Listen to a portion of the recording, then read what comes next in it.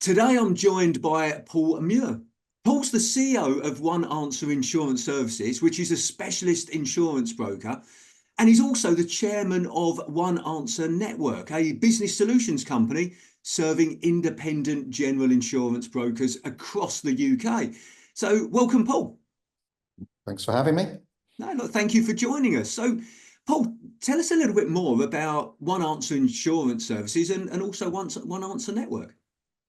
Well, the main brokerage business, One Answer Insurance, which I started 25 years ago now, this month, has always been something where I'm passionate about looking after the customer's needs and not going through sausage machines and being able to engage. So from the beginning to date, we still talk to every single customer of ours and across quite a sort of wide range of products, but we've narrowed over recent years because there's a lot of people that buy in a certain way. So we are very much a company that looks to help people that need specialist help. So whether that's a driver with convictions, but there's a story as to how that journey evolved, or someone getting into courier driving for the first time, or an experienced courier driver, or someone who's got many vehicles, taxi drivers, minibus drivers. So anything that's not binary, if you like. I'm a Mr. Ford Mondeo man. I've never had an accident. They tend to go through these big machines nowadays and lose a little bit of personal touch with that. So it's very much a specialist family-owned brokerage that has got customers at the forefront and also our staff, because they are the blood of the business. Yeah. And I love that, because I think, look, my personal opinion is sometimes that customer centric focus is missed by, or can be missed by, bigger companies. It's all about how can we be more efficient, how can we be cut costs, etc., and not necessarily to the benefit of the experience that the consumer has, or indeed, as you said there, the employees as well. So it's great to hear that you're focused on that. So Paul, let's go back then 25 years, if that's okay. What made you go into business? What made you start your own business? So I never believed that I was born to have my own business, and had numerous very strange jobs from leaving school at 16. Didn't know what I wanted to do. Ended up as a 19-year-old office junior working for an insurance broker. Meant nothing to me. I knew nothing about it. But sort of at 19, getting paid a 16-year-old salary, I did it for a reason, which was I'm going to play catch up and then I'm going to overtake everybody around me. Joined a broker, learned a lot. In them days, we had one computer in the whole office and everything was by manual guides and cover notes handwritten and things like that. And we had one office, and within 3 years, I was manager of my own shop within the company, and we'd grown to 3 branches, and within 5 years I was then area manager of the business and basically ran it for the following 10 years. So I was there 15 years. Okay. And for the last 5 years or so, and it's a story that you'll hear variants of, I guess, over the years, my employer at the time said, I can't believe it's brilliant what you do for me. You run the business. He had a villa in Spain or something, and the gentleman's agreement always was that I'd buy the business off of him. Okay. And so my father died in November '99. I was still in my 30s of awful cancer, and it's sort of life changing. You've got 2 young children, both in primary school, and so I went to him and said, look, we need to document all of what we're going to do for the future. And his immortal words were, I've changed my mind, son. I'm not selling my pension fund. So I reminded him that I wasn't his son. It was a bit of not a good timing for words like that, literally days after my father had passed. Yeah. And said, well, I'll be leaving you. I will go on my own.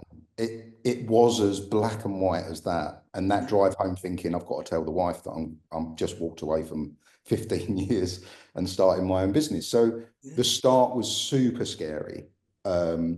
he actually became someone that wrote to every insurance company, don't deal with Paul, blah, blah, blah, because he dared to leave me. So it was quite a dark Wow. initial start to the business. And I knew what I wanted to do. I was passionate about what I wanted to do for the future. So I just sort of pulled up my big boy pants and said, right, I'm going to do this. And, you know, the start was difficult. My wife and children were still up in Kent, and I moved the business down to Sussex, partly because I wanted to do it away from what I'd done before, to prove that this wasn't me trying to take any business from the old employer. Mm-hmm. But that was like about an 18-month journey. And during that first 18 months, trust me, I was down to my last, I think I had something like £820 left in the bank. Wow. And I couldn't afford to drive home every day. So I'd sleep in the office upstairs. I created a little bedroom, and would work there all week and come home just for the weekend.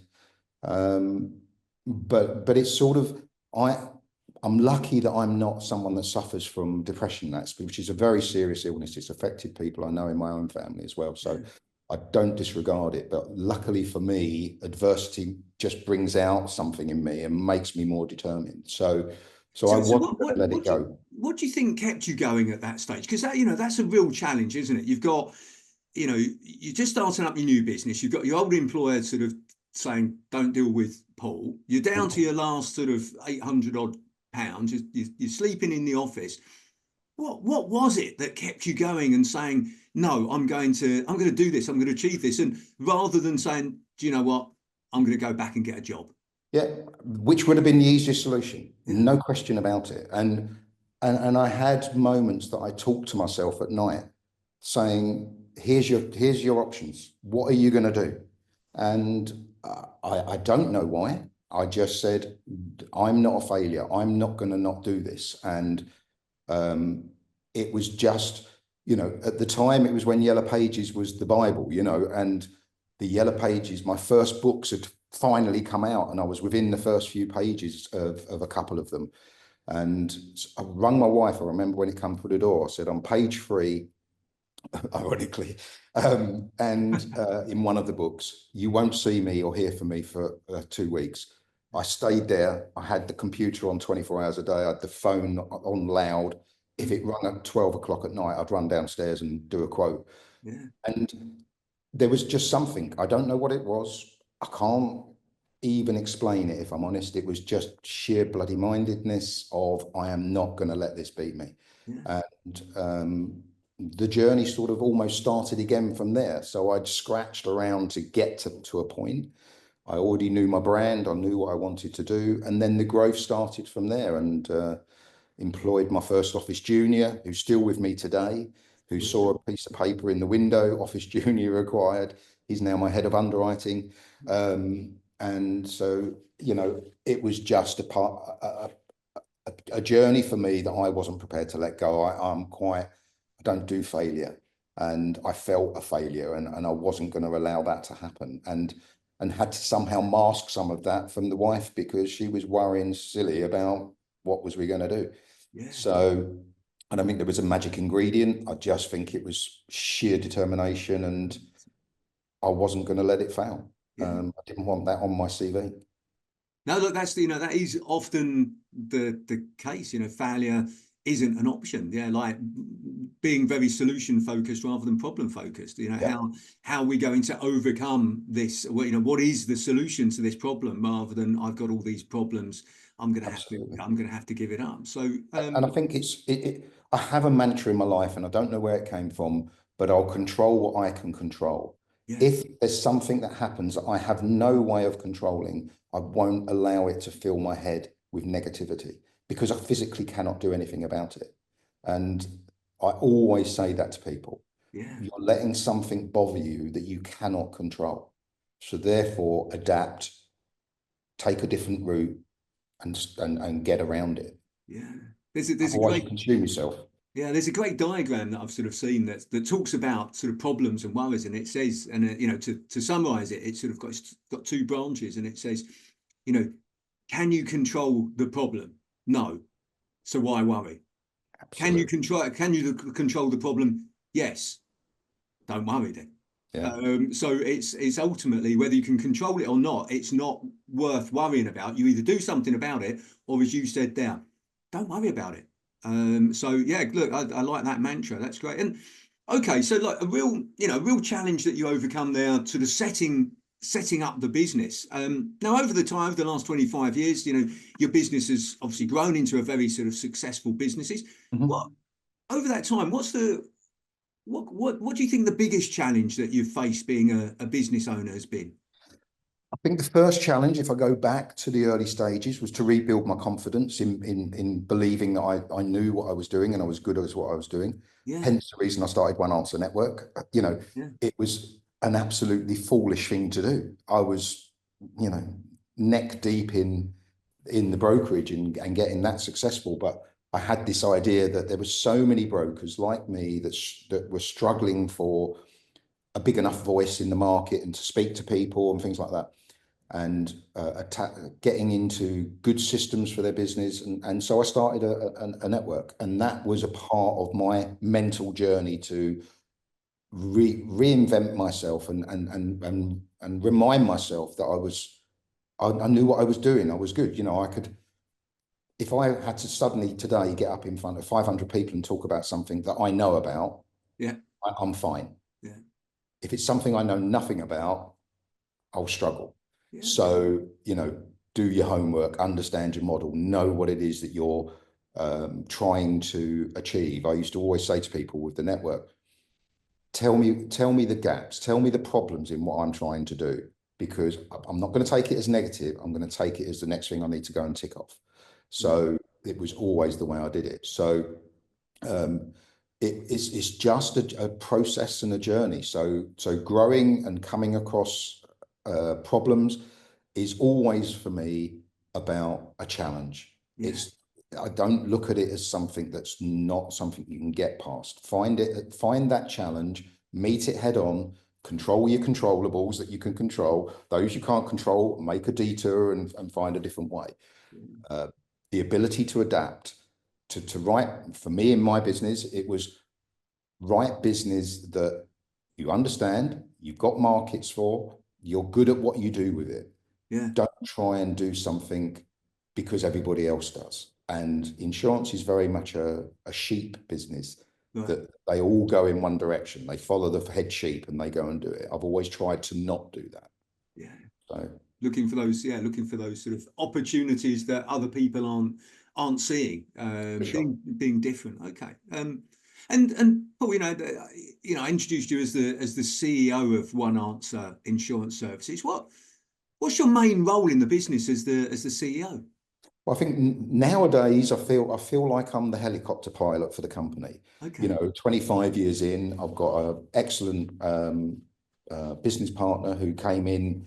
Ironically, I employed him in the network, and then he kept looking at the brokerage, going, "What are you doing with that?" And I'm like, "Need to spend more time on that," and I'm doing this. Long story short, he came in and bought 25% of the business. So he's now the MD. So he manages day to day. Yeah. And he's a bit younger than me, and he brought in a really something that if I'm honest, I would have struggled with, which was a much better sort of culture within the business, which is like the modern way of making sure that your staff are with you on that journey. So I'll get up and do an impassionate, plea about how, come along with me. I think one of my proudest moments in the business was when I'd finished my training academy. Mm. We're not huge. I think we've got, I don't know, 75, 80 staff.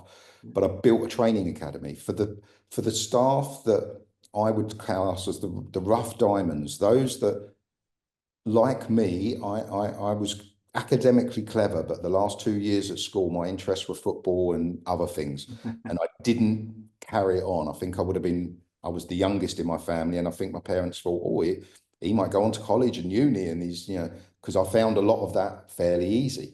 Yeah. But I chose a different route, hence the reason I was an office junior at 19. Yeah. Um, so my training academy was really important to me.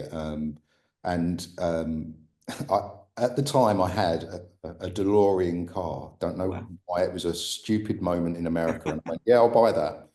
And so I called the training room the future.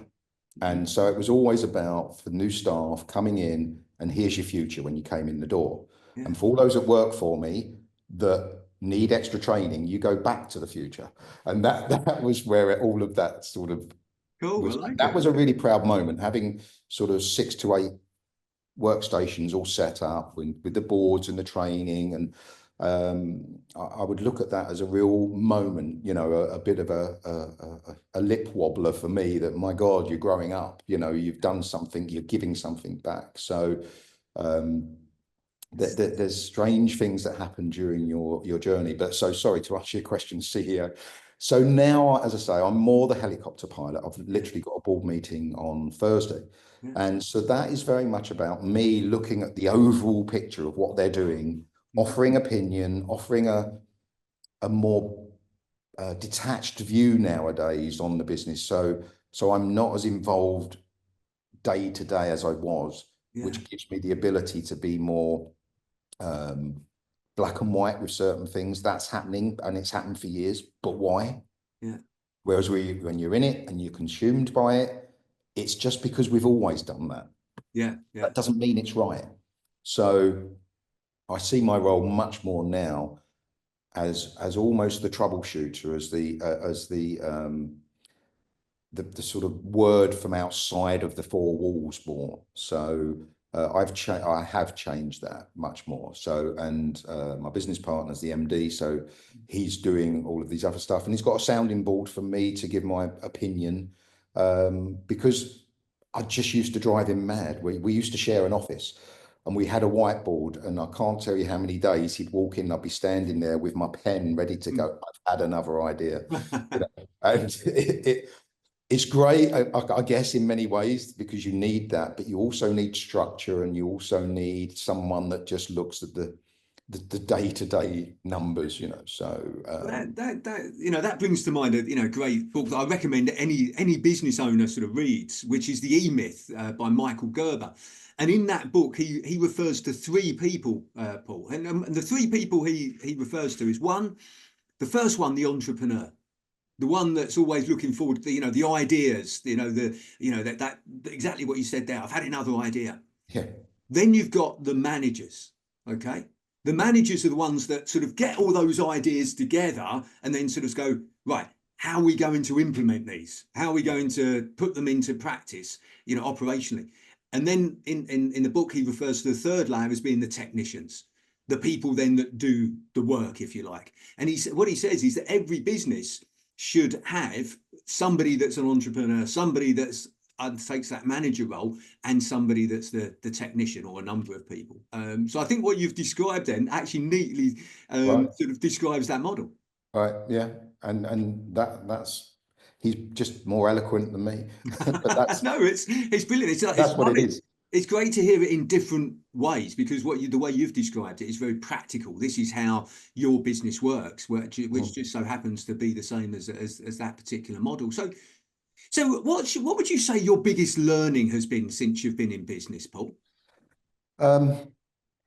There's numerous ones, you know, and I used to, when we used to have new batches of staff coming in, a common question would be like, what's your one bit of advice, or what would you do differently, if you like, from the beginning?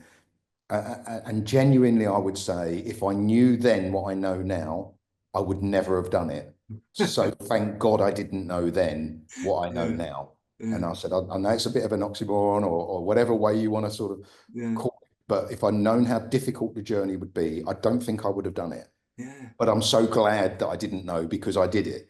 yeah. So challenges, early stages was looking inside, making sure that I was strong enough, Mm, making sure that inquiry volumes came into a sufficient level, and that my insurers were confident and happy with the business that I was giving them. mm, Um, Challenges after that would be, I guess, one of the biggest was the next part. So it sounds a bit silly, but I got to a certain point. I had maybe 15 staff. mm, We all knew each other. I sat on the same round table as them. But to then go to the next level, which is your 30, 40, 50 staff, mm, is a huge different journey. It's a massive different journey. And that took a while. That was one of them things where learning to delegate was really difficult for me, and still is in many ways. You know, it's still for me is, well, just give it to me, I'll do it. Yeah. And that's never the solution. Learning to have the patience for someone of saying, that's the role you need to do. And if they come in and can't do it, my sort of immediate answer would be, just give it back to me. Yeah. It would be more now, let me show you how to go and do it again, but Yeah. ask me what you don't understand about what I've told you, because otherwise they'll never get better either. Great. So learning to delegate was difficult. I'm better at it now. It's fantastic now when I do it. So that was a big journey. Other challenges that goes back to my original comments was around market changes. Yeah. So if you look at COVID, that was a huge challenge for all of us. You know, suddenly getting that phone call that the office is closing, Yeah. and having to send people home. Some of our staff, some of our younger sales staff, might have lived with one of them, lived with his grandmother, and had a bed sit. You know, how is he going to operate from home? And all of these challenges, but they were just challenges in the end. It was like, let's break it down into challenges. So it was huge. And most probably, like many businesses, put us back a year or two in our plans, because you then have to recover the other side of that. Yeah. So there's not been a significant one, but the ones that are hardest are the ones that are outside my control, because then I have to do something different. Yeah. So but internally, it's just about the various ladders of growth. And I think that's a great thing to share, because there are, as you say, and it can be different for every business, but those, as you say, those steps on the ladder to moving forward. You know, for a solopreneur, it might be they're getting their first employee, and then, as you say, it's working as a small team. Everybody knows what everybody else is doing, but when you get bigger, you've got to have more systems and processes and everything in place so everybody's clear, and then you move up to the next level. So it's an interesting. I love the point that you've raised, that it's that scaling the businesses, or the business, and the challenge at each step, because things are different. And I think that's a great thing to highlight. Yeah, very much so. So look, there's one question, Paul, that I love to ask everyone that that's kind enough to join me on this discussion, which is, what is the best advice that you would give to an 18-year-old you? So if you could go back and speak to yourself when you were 18, what would you say to yourself? There's two parts to this answer. The first is, I never look back and regret, because I can do nothing about it. Yeah. It goes back to my mantras in life. Why regret something you cannot change? Yeah. Look at that as part of what made me who I am. So I made some catastrophic mistakes at 16, 17, and 18 at that time, but they made me the person that I was. I did jobs that I maybe should not have done, but it made me the person that I was. I think what I would say to my 18-year-old self now would be, trust in your abilities. Make sure that what you really want to do, you have an enjoyment in as well. So I loved cars, so hence kind of, I didn't know any of this then, but and then absolutely structurally, in a structured manner, go for your dream. Yeah. Don't be stuck in something that is just a job. I say to people, if they're not enjoying it, go and work in a shoe shop or a supermarket. If you're just going to earn a salary, if you want a vocation, if you want a journey, you want a career, we'll hold your hand through that whole process. I want people to challenge me in my business, because it means they're good, and it means we're getting it right, so they're massive things for me. Brilliant. I think that's a great bit of advice there, Paul. And look, I've made a few notes as we've been talking, and just some of the things that you've said about your determination and rebuilding your confidence and control your controllables. Being ready to adapt. All of those sort of things. I think they've been great shares. So, Paul, look, I really appreciate you taking the time to speak with me today and sharing more about your businesses and also your journey as well. So, thank you very much. You're very welcome.